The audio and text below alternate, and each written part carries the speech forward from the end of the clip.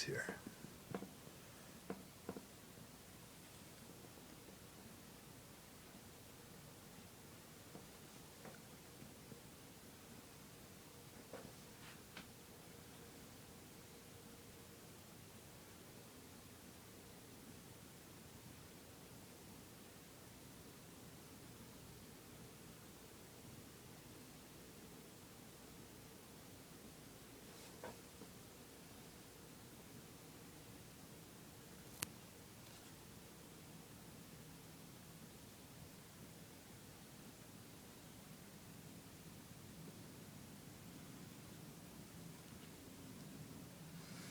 This kind of looks a bit like, can't think of the exact wordage, something like Schluggen Kaporis.